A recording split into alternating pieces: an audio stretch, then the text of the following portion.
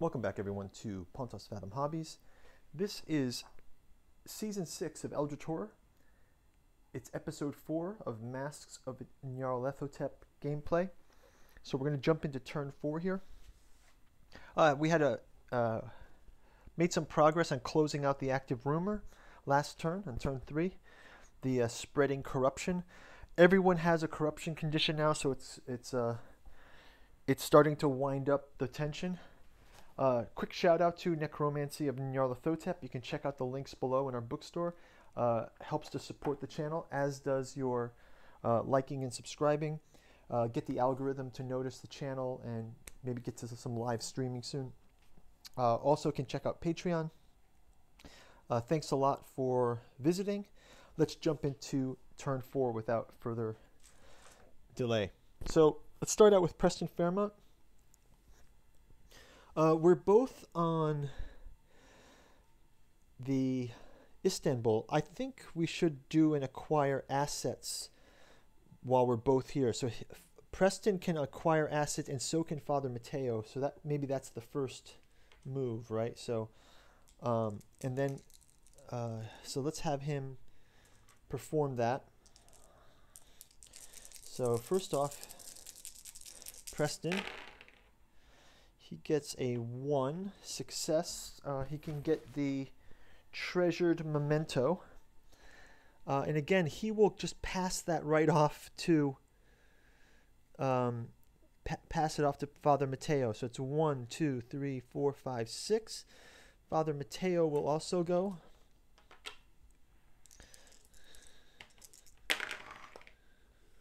Three, 4, 3. And he will pick up the Expert's Blade, which is for 2 only, but that's fine. Expert's Blade. When you gain this card from the deck or reserve, gain 1 talent condition.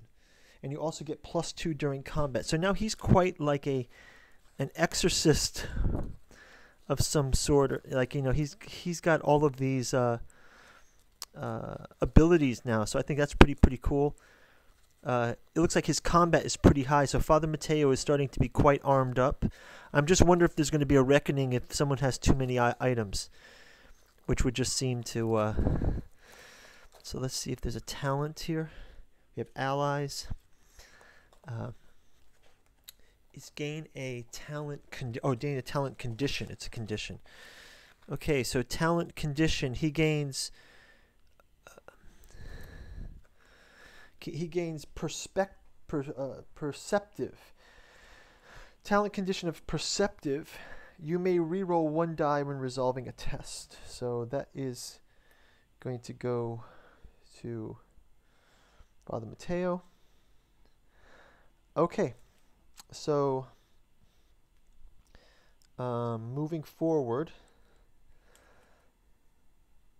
So that was the first move of Preston, doing the acquire assets. So he has now gained, I just want to count him again. 1, 2, 3, 4, 5, 6, 7. He needs 1 more. And then they can move. So I believe...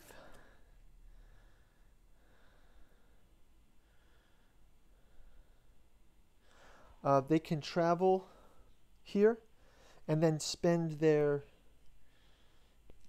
ticket each to travel here, right? And then Father Mateo also has a so basically the way we do it is he'll move, then Father Mateo can move, and I believe I'll make him rest as well because he can rest up.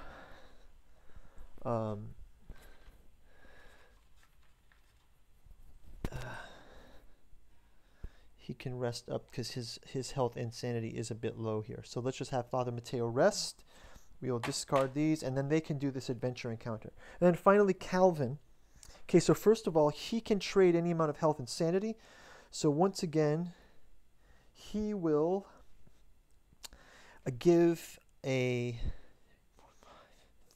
1 health to Preston. So he is at, he can give 2 health to Preston. Right, so he'll give 2 health to Preston. Okay, so he's up to 6. And then he's down to 5. And then he can perform an additional action, which will be, he will rest, and he can gain back just that health. So he's back to 6 as well. Let's cash that in for 3.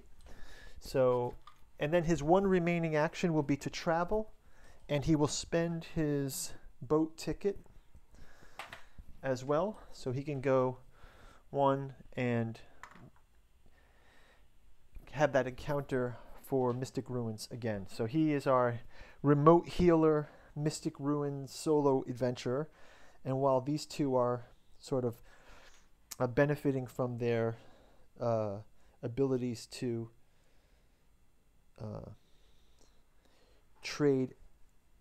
acquire assets. Okay, so let's go ahead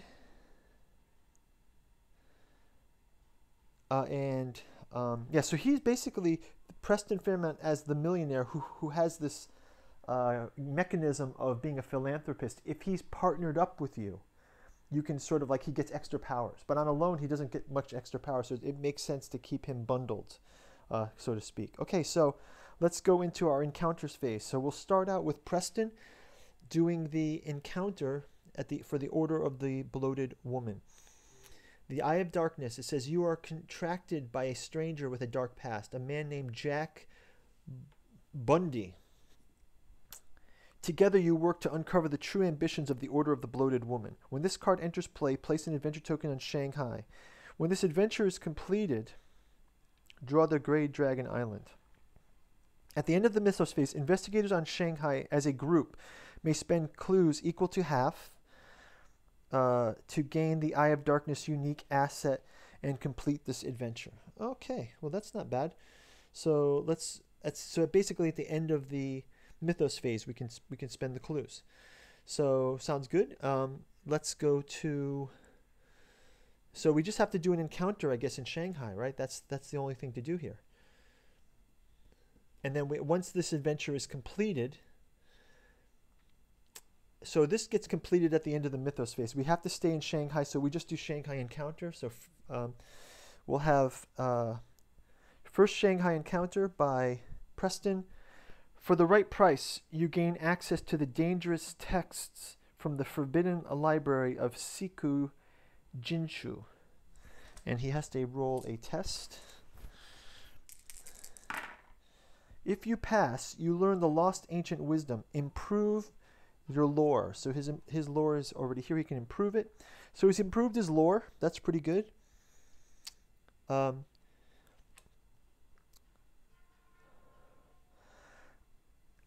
Cool. So that's that. And then let's give Father Mateo an encounter in Shanghai as well. Political groups want you to arrest Li Junhui's troupe of singers. Jinhui. Political groups want you to arrest Li Junhui's troupe of singers. So he has to roll a check as well. Passes. If you pass, he shares rare books he acquired in Beijing. Gain 1 random tome asset from the deck and improve your lore. So he improves his lore and he gains 1 tome from the deck. So let me find a lore here. That's observation. Lore's purple. So he improves his lore and he gains from the deck a tome, the Grotesque Compendium. Right? So the Grotesque Compendium, gain +4 for lore when resolving a spell effect. Each 6 you roll when resolving a spell effect counts as 2 successes. Oh, so we need to get some spells, I think.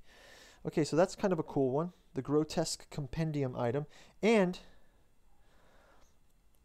let me just check the condition of this again.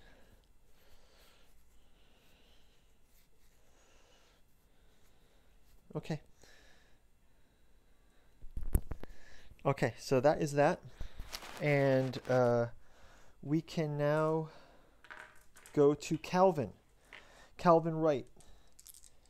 Mystic Ruin Encounter on Space 8. Atlantis. As you navigate through the concentric rings of streets and canals that make up the city, you hear the Senzar, the language of Atlantis. You hear Senzar, the language of Atlantis. Through careful study, you hope to master the strange and esoteric vocabulary. Okay, cool. So he's going to try to study the Atlantean language, and he fails. Lacking the words. Oh, but wait, he can spend. Let him spend a bit. Let's do a little reroll here. A little reroll action. Okay, doesn't work. Lacking the words, you offer Atlantean priests wealth in exchange for help.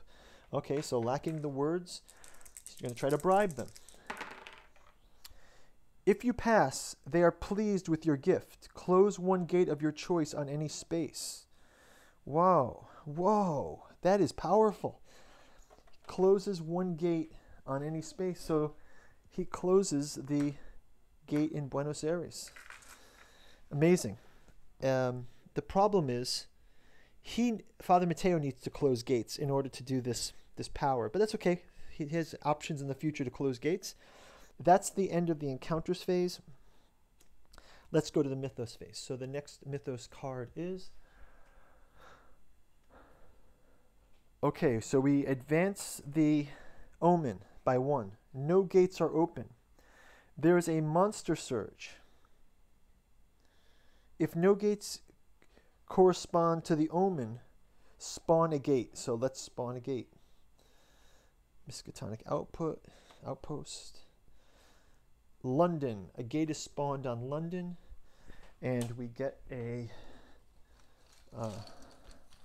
monster from the bag here. Let's keep checking here.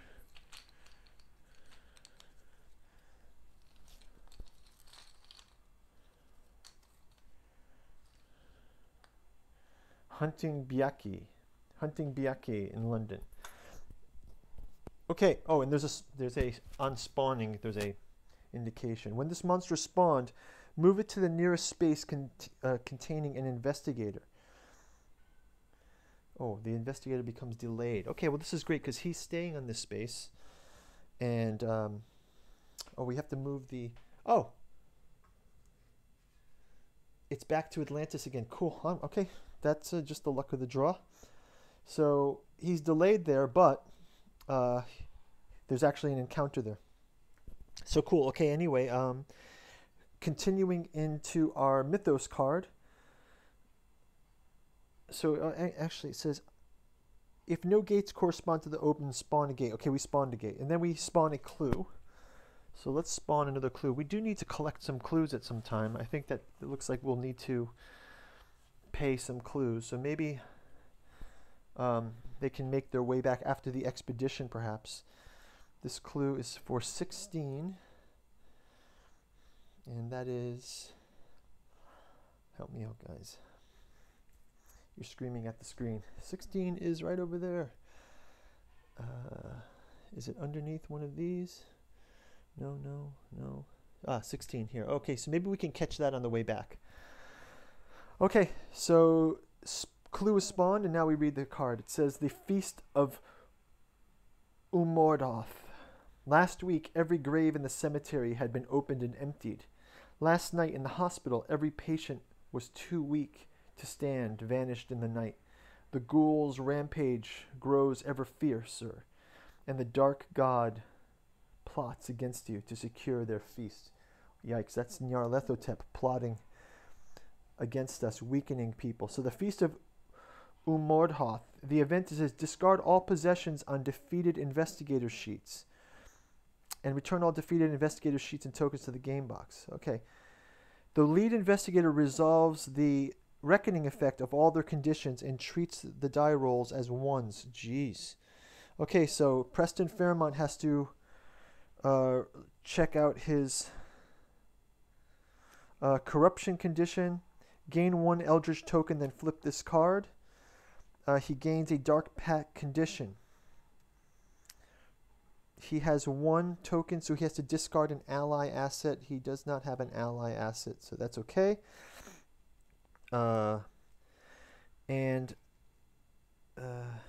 he gains 1. Oh, he has 2 Eldritch tokens. Sorry, he gains 1 Eldritch token. We flip the card, discard 1 plus. Yeah, it's still only 2. Dark Pact. On a 1, it's time to fulfill your part of the bargain. Flip this card. So we flip this card. You have begged those around you never to speak the name of the unspeakable one, but now it must be spoken. You must pay the cost. Impair each of your skills twice. Then discard this card. Gosh. Oh, then discard this card. Okay, great. He got rid of his Dark Pact, but he's super impaired now. So I think the way we can do this is just to, I guess we can put the impaireds on top of the other ones. So this way, if we lose impaired conditions, we can just remove them. So this is sort of back down. This is will is -2. Strength is -2. Oh, sorry. Strength is -2. Observation is -2, but you always get 1, I believe, and his influence is -2. So that was a huge hit for the team there. Wow. I believe that maybe some boons can help him. Correct me if I'm wrong, but I think we might be able to remove some of those impairments. Right, and what about encounters here? Improve, just improve that. Okay, that's pretty rough. So that was the Feast of Umurdoth. The Preston Fairmont gained the brunt of that one. We can discard this Mythos card, and we will see you in turn 5. Thanks for watching. Please leave comments below. Check out our links, and we'll talk to you soon. Take care. Bye-bye.